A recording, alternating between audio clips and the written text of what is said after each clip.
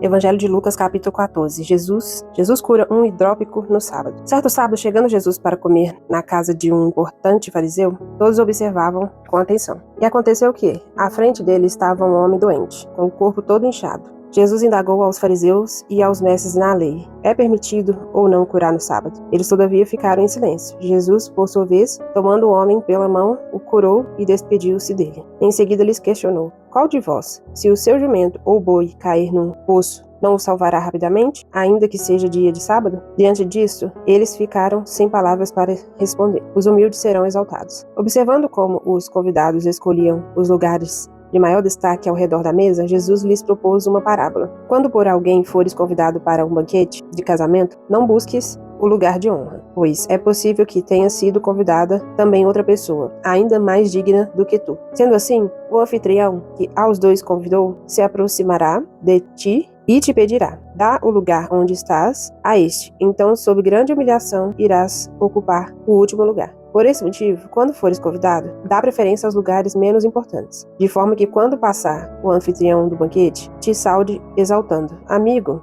vem, assume um lugar mais importante, e assim serás honrado na presença de todos os convidados. Portanto, todo o que se promove será envergonhado, mas o que a si mesmo se humilha receberá exaltação. Então Jesus dirige-se ao que o havia convidado e lhe exorta: quando deres um banquete ou um jantar, não convides os teus amigos, irmãos ou parentes, nem teus vizinhos ricos. Se assim procederes, eles poderão da mesma maneira convidar-te, e dessa forma sempre serás recompensado. Pelo contrário, ao dares uma grande ceia, convida os pobres, os deficientes físicos, os mutilados e os que não podem ver. Feliz serás tu, porque estes não têm como te pagar. Entretanto, receberás tua régia recompensa na ressurreição dos justos. A parábola do grande banquete. Ora, ao ouvir tais ensinos, um dos que estavam reclinados ao redor da mesa anunciou: feliz será aquele que partilhar do pão no banquete do reino de Deus. Jesus, contudo, declarou: certo homem estava preparando um notável banquete e convidou muitas pessoas. Próximo à hora do início da ceia,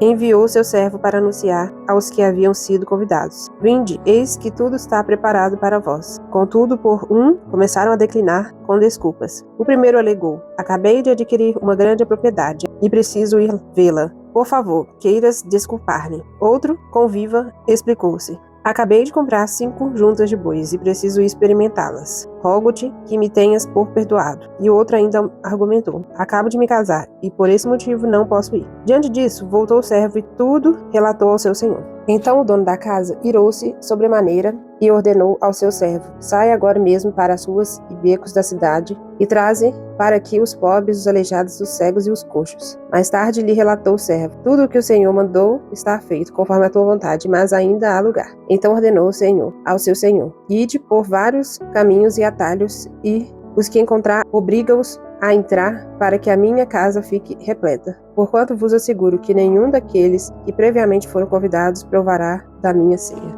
O custo de ser discípulo de Cristo. Milhares de pessoas acompanhavam Jesus, então dirigiu-se à multidão e lhes declarou: se alguém deseja seguir-me e ama o seu pai, sua mãe, sua esposa, seus filhos, seus irmãos e irmãs, e até mesmo a sua própria vida mais do que a mim, não pode ser meu discípulo. Da mesma forma, todo aquele que não carregar a sua própria cruz e segue após mim não pode ser meu discípulo. Porquanto, qual de vós, desejando construir uma torre, primeiro não se assenta e calcula o custo do empreendimento e avalia se tem os recursos necessários para edificá-lo? Para não acontecer que, havendo providenciado os alicerces, mas não podendo concluir a obra, todas as pessoas que a contemplarem inacabada zombem dele, proclamando: este homem começou grande construção, mas não foi capaz de terminá-la. Ou ainda, qual é o rei que, pretendendo partir para guerrear contra outro rei, não se assenta primeiro para analisar se, com 10.000 soldados, poderá vencer aquele que vem enfrentá-lo com 20.000?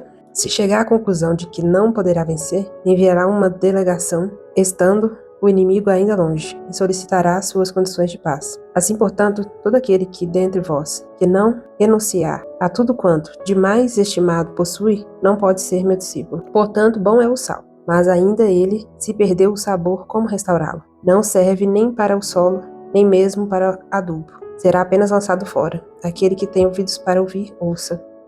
Bom, algo que eu acho interessante nessa passagem é a parte que Jesus fala que fazer um banquete para alguém que você sabe que depois vai te retribuir não é o certo a se fazer. A gente vive e sim servir aquele que a gente sabe que não tem condições de nos retribuir da mesma forma. E quantas vezes nós fazemos dessa forma, nós medimos dessa forma. Nós só fazemos para alguém porque nós sabemos que ela também pode fazer por nós. Nós só fazemos um jantar porque sabemos que a pessoa vai nos convidar para um jantar também. Nós só fazemos um churrasco porque nós sabemos que o outro vai nos oferecer um churrasco também. Então nós estamos sempre medindo dessa forma, fazendo bem a quem nos faz bem. Mas o Senhor sempre nos ensina que não é assim a forma que se deve fazer. Então eu vejo tanto que nós precisamos ainda mudar, tanto que a gente precisa se alinhar com Deus e como nós fazemos de forma errada, achando que estamos fazendo certo, mas na verdade nós estamos longe daquilo que o Senhor ensinou. Então que nós possamos refletir nessa passagem hoje.